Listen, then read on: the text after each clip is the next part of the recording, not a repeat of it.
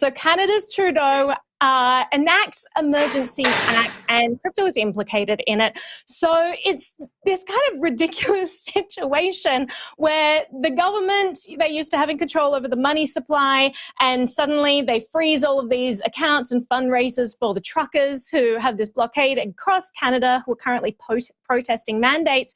The government enjoys having control over such crowdfunding sites, and then suddenly crypto is like, hey, we're this thing that you can't control. We're going to fundraise. You have sites like Tallycoin raising about $1 million for trucker causes. And then the government comes out and says, oh, if you use crypto stuff and crowdfunding things, actually that's related to terrorism, and we're going to start curtailing that and banning stuff. So he is coming down hard on everything that the government doesn't have control over. He's enacted the Emergencies Act. This is the first time it's been used since the law was passed in 1988. And they're saying that this is about keeping Canadians safe, protecting people's jobs, restoring faith in our institutions. It seems more like it's about restoring control over the money supply, and they don't like these alternative fundraisers being out there. Jenn, I'm throwing it straight to you for your thoughts on all of this. Because it's all my fault. Because it's all your fault. No, I take it back. I'm not blaming. We won't blame me for Australia. We won't blame you for Canada. Yeah, so I mean, okay, I just want to say the protests I don't really support. I don't know that I can completely align with some of the values that are happening with the protests. But that said, the fact that the government is using this very polarizing time in Canada to enact the Emergency Act to go after people's funds is very, very scary. You know, the Emergency Act, like you said, Naomi, hasn't been enacted since it came into conception in 1988.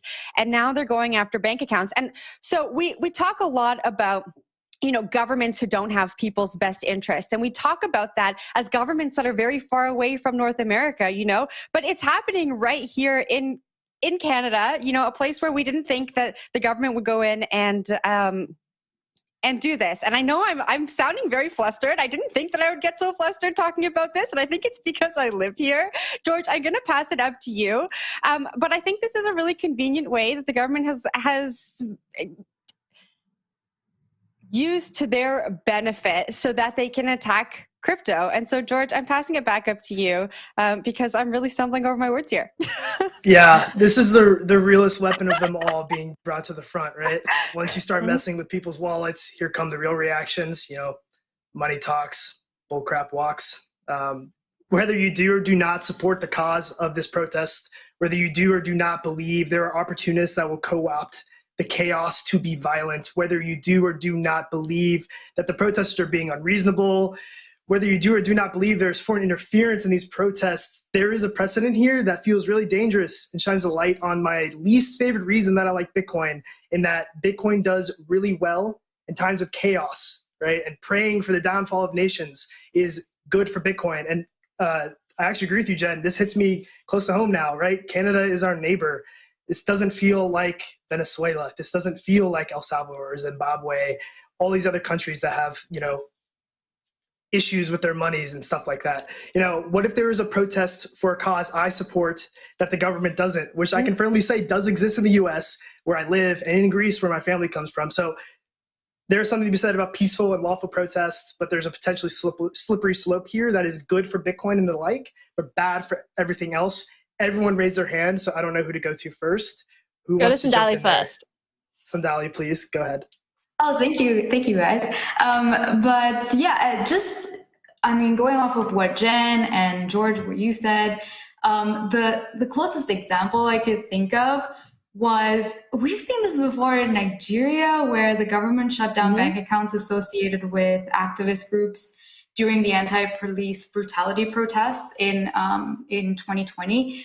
Activists had to turn to other means of raising funds, like Bitcoin, for example, and Bitcoin was hailed as a way of overcoming government censorship at a critical time.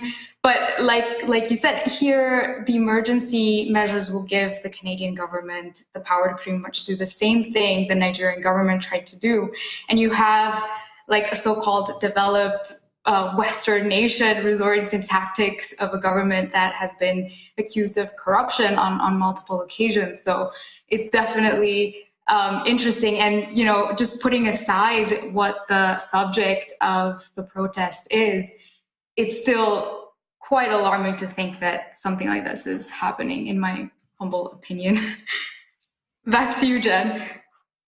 Yeah, I was just going to say, you know, there are acts that allow the governments to go in and freeze accounts that they say are associated with acts that they don't deem appropriate. But I want to shine light on the fact that this can also happen to centralized exchanges, right? The government has influence over exchanges that are regulated, that are centralized. And so if you're just getting into crypto and you've had a hard time wrapping your head around why maybe you should store your crypto in a hard wallet and not have it on a centralized exchange, I think this is a really good example. But Naomi, I'll pass it back up to you. Yeah, I think just diving into some of the things that they've said specifically that they're enacting, like, and also to back up a little bit, go back to what you're saying, Jen, about, like, you know, the cause itself. I mean, again, it doesn't really matter if we agree with the cause. Yeah. Overwhelmingly, I mean, the government is imposing mandates on an industry. That industry has overwhelmingly come forward and said, we do not support this. The government doesn't listen, so they say, okay, well, we'll make you listen. And then they make the government listen, and instead of doing anything to make changes against what these people are upset about, the government's like, okay, we're going to consider you terrorists if you know, use these fundraising methods. We're going to enact all of the same KYC and anti-money laundering and all of that for this crypto things. I mean, so the Deputy PM, Chrystia Freeland, basically said that if you are part of these protests, if you dare to protest the government in this way, then your trucks could be seized, your corporate accounts will be frozen, your vehicle insurance will be suspended. I mean, it's incredible to watch what is meant to be this democratic government come down so heavy-handed and saying, in this situation, we're going to enact all of these totalitarian measures to silence you